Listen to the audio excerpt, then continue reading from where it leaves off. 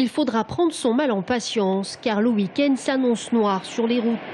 Traditionnel chassé-croisé entre juilletistes et haussiens, le trafic sera lourd et chargé, aussi bien dans le sens des départs que celui des retours. Les gardiens de la route sont à pied d'œuvre. Cofiroute a doublé ses effectifs. Péage, centre de surveillance autoroutier à Chambray notamment, près de 200 personnes seront déployées sur le terrain pour dispenser information aux automobilistes, mais également mettre tout en œuvre pour leur sécurité. À ce titre, entre le péage de Monet au nord de Tours et celui de Sorigny, la vitesse sera réduite, passant de 110 à 90 et de 90 à 70 km/h. Un moyen de fluidifier au mieux le trafic. Et pour la journée noire qui s'annonce demain, Cofiroute recommande de prendre la route avant 7 h et après 17 h. En échange, les vacanciers peuvent se voir récompensés en nombreux avantages auprès des entreprises partenaires.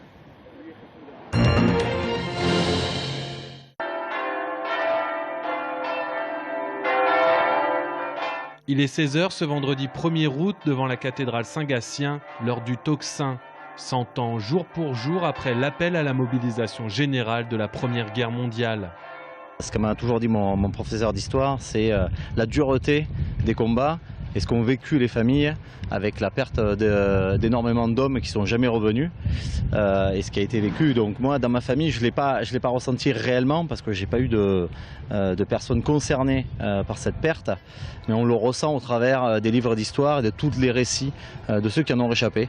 Et donc ça, véritablement, je pense que c'est quelque chose que nous devons toujours garder. La lumière en Europe était éteinte au 1er août 1914.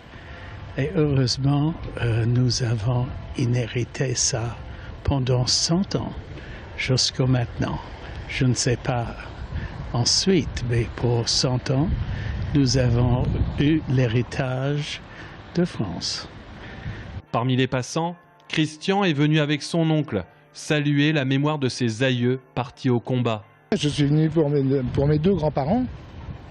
Il y en a un en 1919 qui avait 20 ans, qui s'est tapé 3 ans, 36 mois pour sauver la France.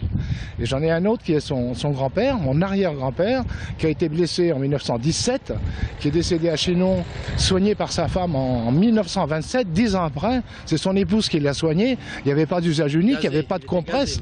Il n'y avait pas de compresse, il avait reçu un éclat d'obus au niveau des reins. Et elle l'a soigné pendant 10 ans avec des morceaux de drap découpés. Premier grand regret de Christian, pris par l'émotion, c'est que l'humanité n'a pas retenu grand-chose de ce conflit mondial. Je suis très ému, oui, bien sûr. Là, c'est pas rien. C'est pas rien. Et aujourd'hui, il y a des cons qui continuent à se battre et on tue des enfants. Et voilà, ils crèvent de faim. Et partout dans le monde. À quoi ça sert de se faire casser la gueule? À quoi ça sert?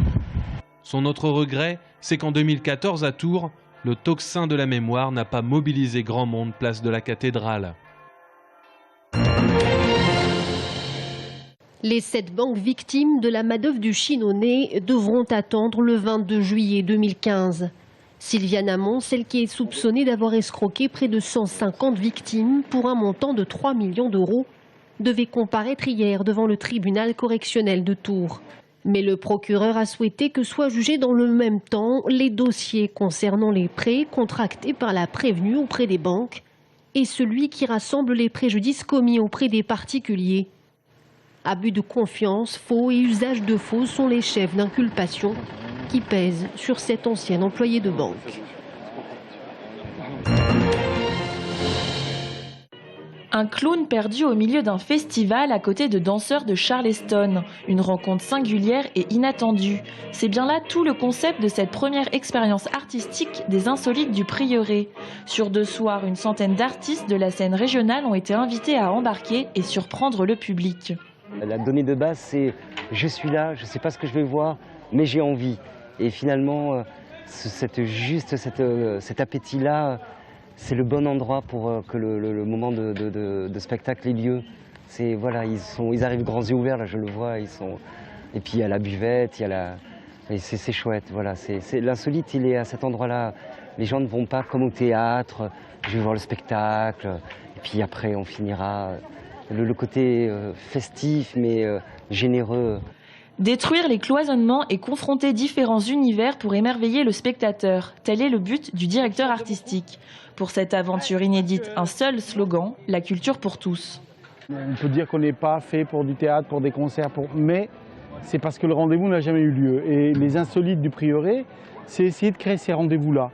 Et donc du coup, comme on n'est jamais sûr que tel type de théâtre, ou tel type de musique, ou tel type de cinéma ou d'art plastique va éveiller l'émotion dans chacun d'entre nous, l'idée c'est de tout mélanger.